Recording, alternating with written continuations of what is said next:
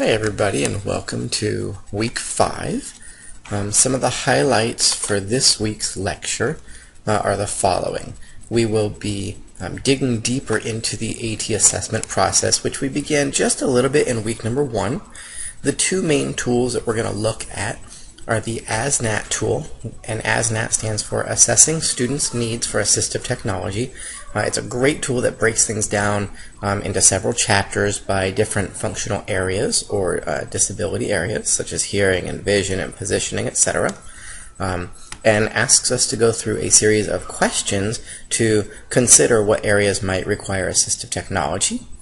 One of the things that's most important is the actual process. You'll see in each chapter a form that guides you through identifying the potential needs and strengths and the environments or context in which case the technology might be used. And then a real key point that I think you should focus on is the fact that during the brainstorming process, the team is asked to come up with ideas, but not to evaluate or shoot down or prioritize any of those ideas during the brainstorming process. And when you're working with a team, honoring and respecting each other's ideas is really important, so you don't shut anybody down during that process.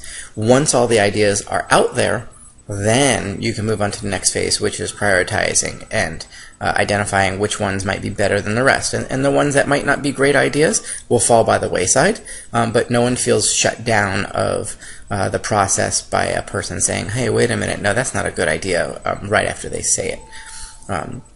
A secondary tool is the GPAT AT Resource Guide, and GPAT stands for Georgia Project on Assistive Technology.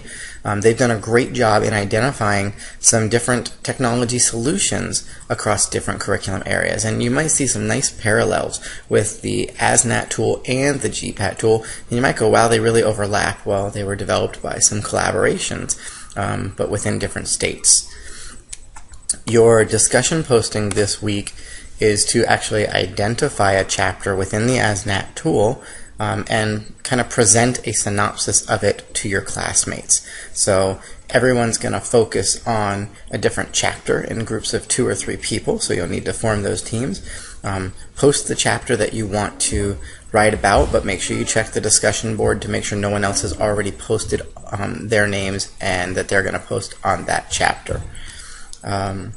There will be a small component of your face-to-face class this week with Dr. Hughes, who will be presenting some of the low-tech adaptive equipment during the class so that you can see just some of the things that we already have in the clinic. And I look forward to the fact that next week I will be face-to-face live with you, and we'll be looking at some really neat complex issues related to switches and computer access, some of the parts of the course that don't lend themselves as nicely to online lectures. We'll be focusing on there. In addition, please see if you can clear your schedule for the half an hour or hour after the official class ends on one or both of the dates, because there's some craft projects that I want you to participate in that they aren't due until the end of the semester, but if you choose to stay after during the weeks that I'm there, then you'll get the guidance from me on making those crafts of some assistive technology for you to have on your own.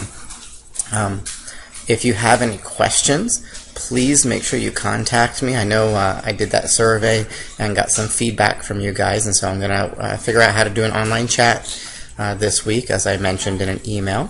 And like I said, I look forward to meeting you guys in a week. Have a great week, and I'll see you then.